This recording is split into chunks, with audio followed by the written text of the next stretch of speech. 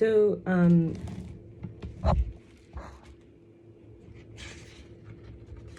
today we're learning from recovery meetings, a few different recovery meetings, and some conversations and doing the inner work. So we'll start, there's going to be 2 ACA meetings, which are adult children of alcoholics or dysfunctional families, and then 1 OA meeting, connecting with our inner child and our disappointments. And then a little bit from a SLAA meeting, and then something from the Lubavitcher rebbe.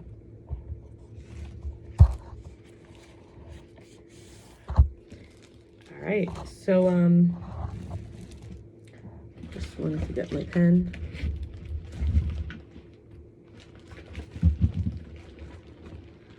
Here, I found a pen.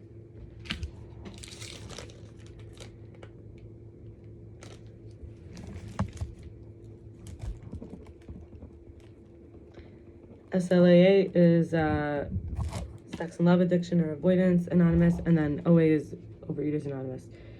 So we have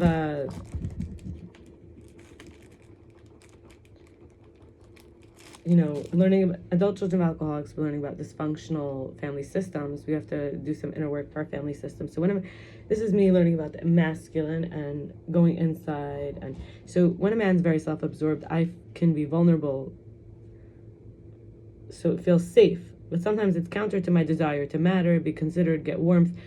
So because I feel very vulnerable, someone focused on themselves makes me feel more comfortable because they're not focused on me, but actually then my needs may not get met.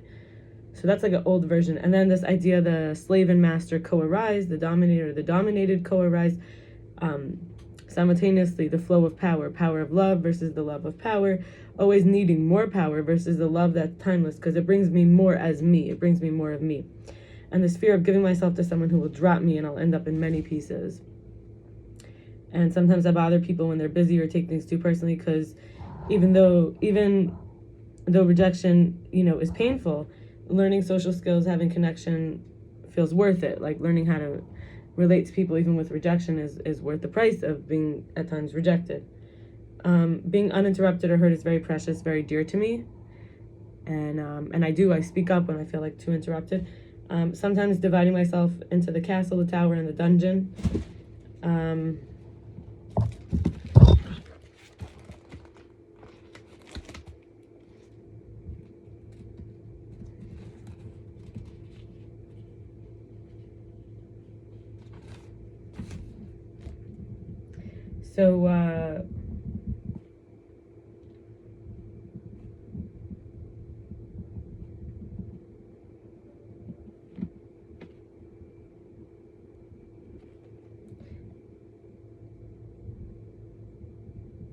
When we have a part of ourselves in the castle, it's like this higher version that's more worthy, and then we have this lower version in the dungeon, and then we have someone in the tower who's like in charge of everything. This idea, and we can divide ourselves into that.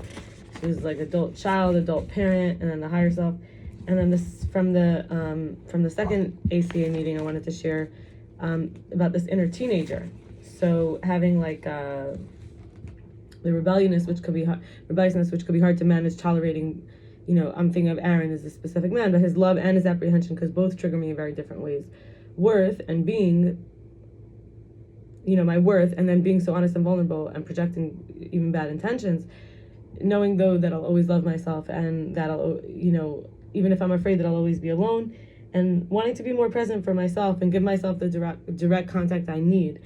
And getting more in touch with respect and how I want to radiate myself more, rather than having to push back against another in order to feel autonomy and independence.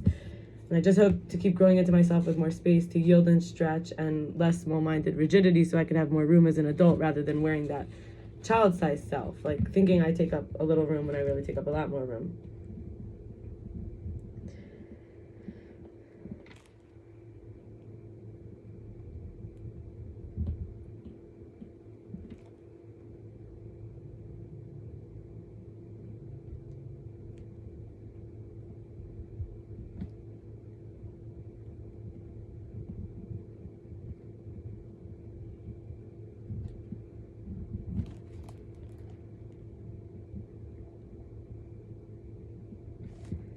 So,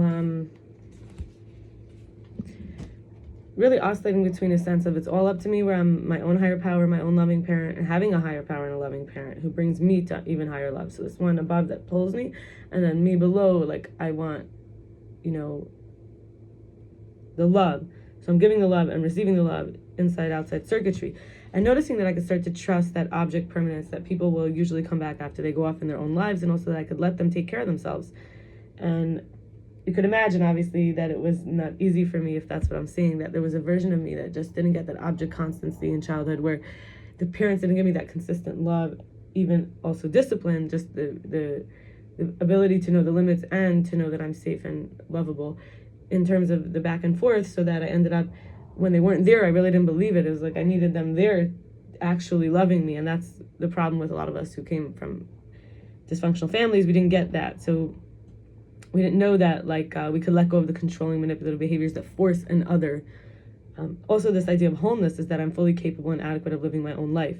And in that way, we could release that grandiosity, polarity, and inferiority, the other sides, like the inferiority, grandiosity, and also stopping to punish ourselves and others for not being enough. And we learn how to share the real feelings. So in the spirit of that, I want to share from a place of disappointment. I wrote this from a few months ago, that I had strong sexual feelings after someone was out of reach, and adoration and love to express, but he was gone. And someone tried to embarrass me in public, and someone else tried to embarrass me in public.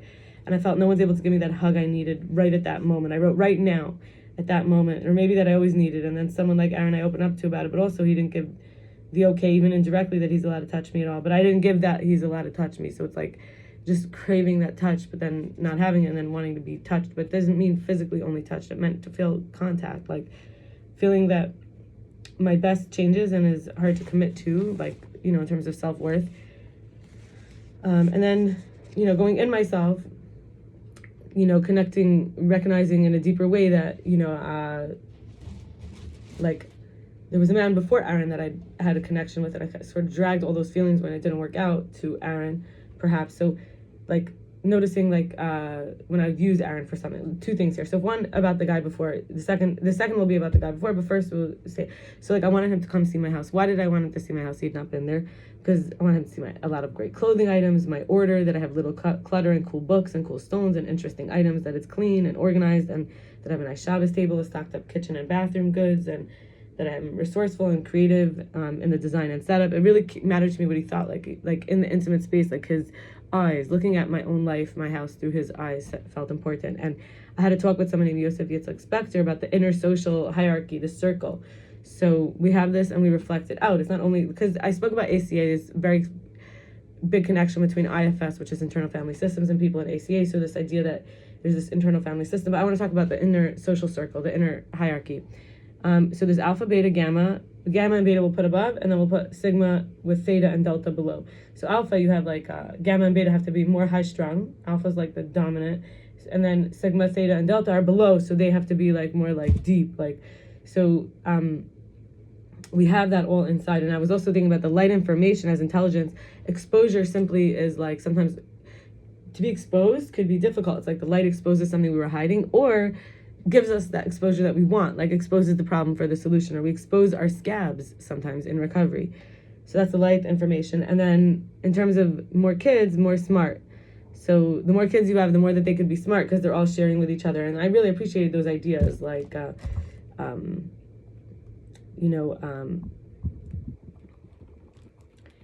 just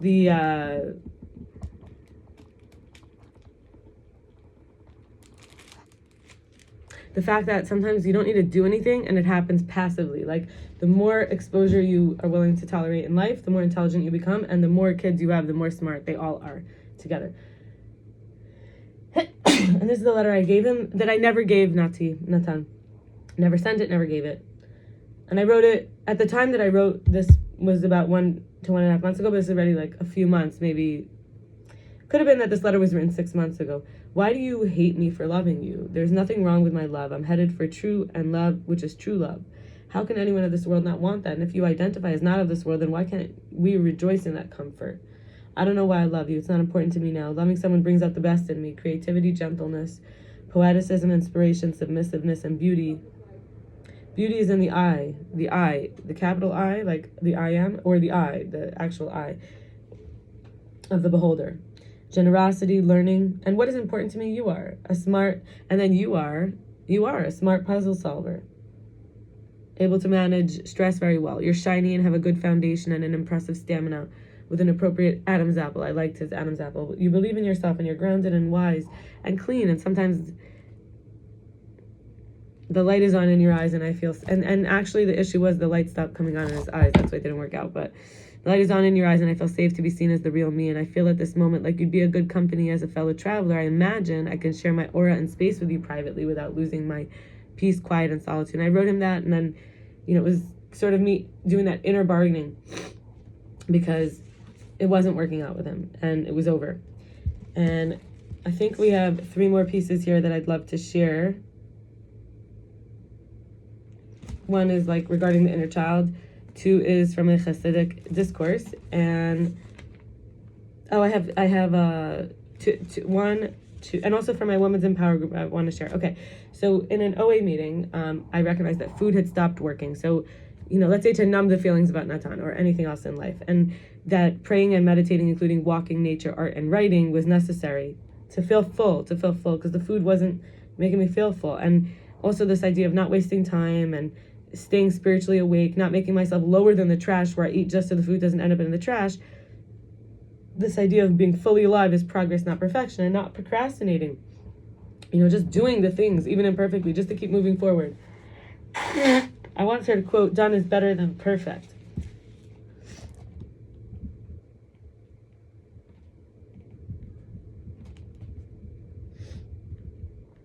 And, speed makes an airplane fly in the sky. So sometimes I'm all into like slow down and build it from the inside. But actually sometimes when we keep going, the momentum is what keeps the plane flying. And this observer, experiencer, like watching ourselves be flown by the programs that were already set up when we arrived. This observer, observer, the experiencer, which is like the computer, the body, the mind computer, and seeing myself without shame is like a new kind of self-consciousness as observational, the experiencing observer. Not wanting my body to be talked about, or my clothing, style, fashion, and details, or objectification, versus the whole me, not in parts. I wanted to be attached to the whole, the me. And this idea also of healing, which is like earning, not chasing. So sometimes to slow down and actually feel the pain rather than rushing. That's the difference between the airplane flying in the sky. It earned that speed. It earned it. It worked up to it. Versus just jumping, you might fall. So, this idea of earning, not chasing, like not running after things, but earning it, bringing it to me with my hard work and my power and my strength and my belief in myself, and spending the time with myself and reorienting inward self-care and letting go of control for the sake of trust is a big part of my recovery, since I'm never going to be finished. This is like the journey. I have to enjoy the journey as well. And in terms of moving more, I could feel more, because as you move in different directions, you do feel different sensations. Like just moving your hands a little further, I'm starting to feel the stretch in especially my right shoulder, all the way up to my elbow. A little further.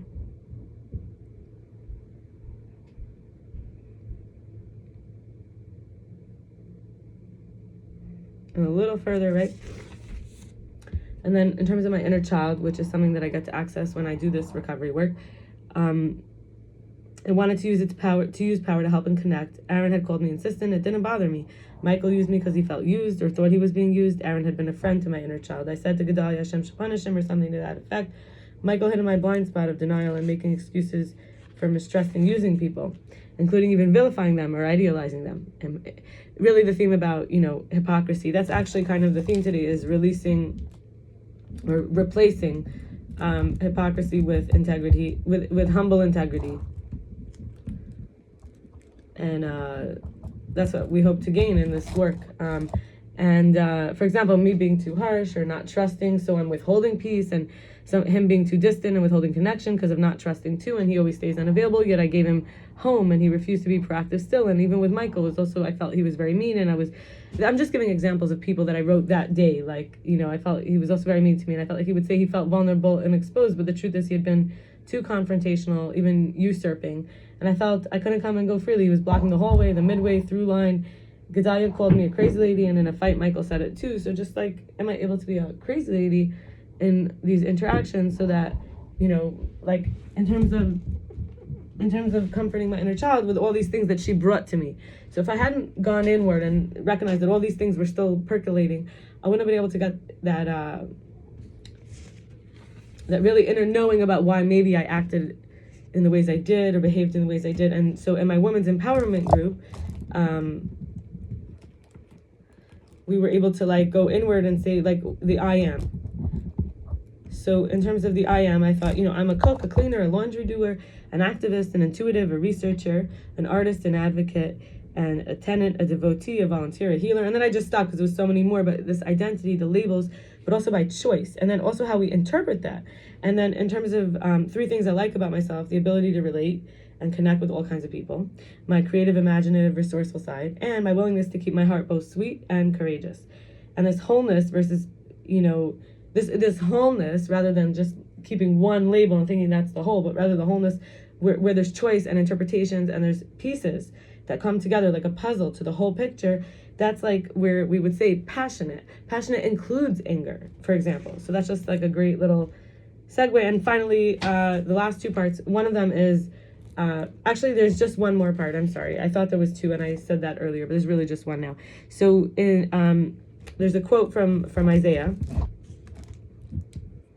or Yeshayahu, 56:11. The dogs are fiercely wanting, for they